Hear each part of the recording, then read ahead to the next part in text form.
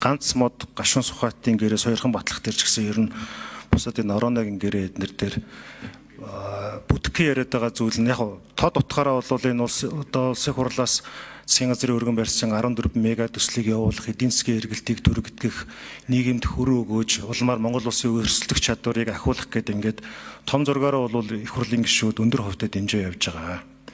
Тэгэхээр энэ Транс Азийн төмөр замын сүлжээний одоо энэ гэрээ хэлцэл явагдаад цаашдаа ажил хэрэг болох тохиолдолд ер нь цаашдаа энэ бусад төслүүд дээр ч гэсэн эдийн засгийн симуляцийг аягүй сайн танилцуулж ямар байгаа юм.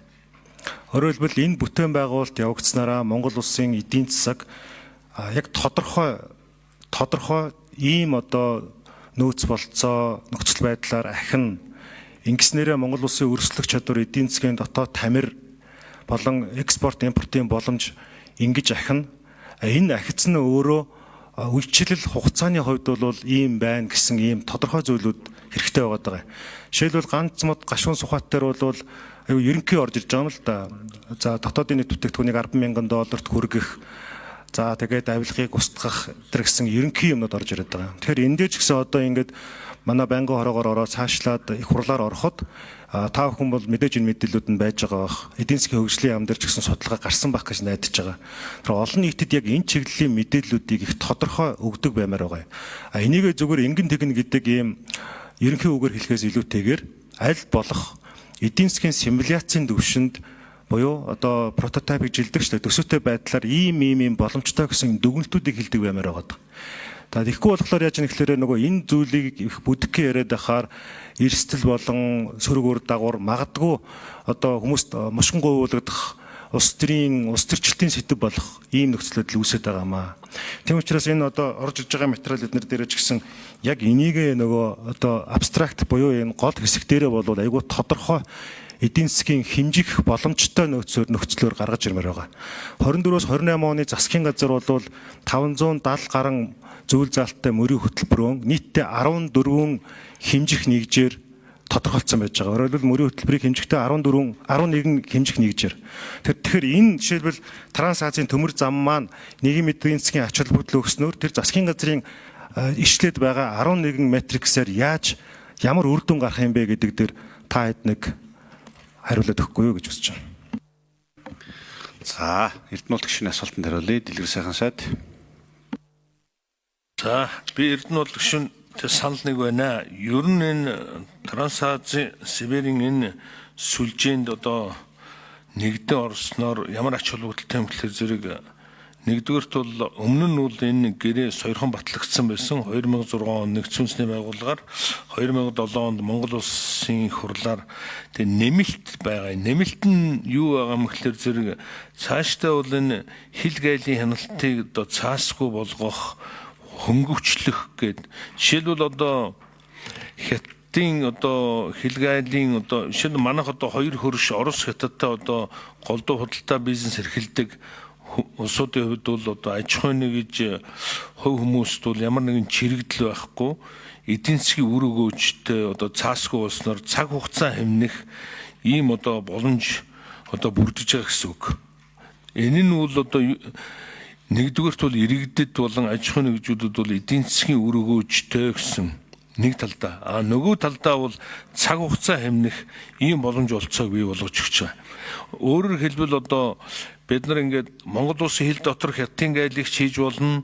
Мөн одоо хятадын гайл дотор Монгол улсын гайлыг хийж болно гэдэг нэг агуулгаар одоо ингээд энэ нь нэгдээ орсноор юу хэлж байгаа вэ гэхээр зэрэг хоёр одоо зэрэгцээд байж байгаа хоёр гайл дээр хоёр дахин бүрдүүлэлт хийж энэ нь өөрөө нөгөө хүмүүсийг одоо хүмүүс болон аж ахуй нэгж иргэдийг чирэгдүүлээд байгаа асуудлыг л эхлэлийн тавьж байгаа. Цаашдаа бол одоо бид нар энийг одоо олон түмэнд одоо сурчлах, ил тод болгох, жишээлбэл одоо практикт одоо жишээлбэл одоо хамгийн боломжтой хэрэглэх газар бол манай замун үдэд байгаа.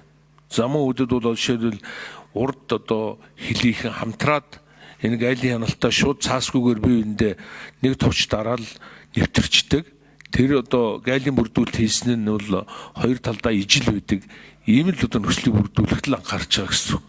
Тэгэхээр зэрэг энэ бол нэг талдаа бол татвараас янз бүрийн одоо хориотой бараанаас зүгтах энэ тэр асуудал гарахгүй байх. Нөгөө талдаа цаг хугацаа хэмнэх эдийн засгийн ач холбогдолтой л гэсэн үг. Тэгэхээр бид нар энийг бол өөрөө чи хэлж байгаагаар бол илүү улс төржүүлэхээс илүү олон нийтэд сурчлах, таниулах асуудал дээр нэлээд тааруу байгааг бол ойлгож байгаа. Тэг ямар ч энэ одоо ингээд сойрхон батлагдсны дараа бол бид нар бол энэ талаар бүр бодиттой одоо ингээд ийм одоо сургалт сурчлагаа хийх, ялангуяа одоо тээвэр зуучийн байгууллагууд мөн одоо Улаанбаатарт ирээд энэ тээвэр зууч хийгдэж байгаа байгууллагууд тэр дундаа одоо дээрэс нь транзит ачаа тээвэр явхад ямар нэгэн бичиг баримт нэхэхгүй байх ийм боломжийг бүрдүүлж өгч байгаа л гэсэн үг. За нэмэлт манайхан нэмж хариу. За, нэмж хариулах юм байна. 4 номер.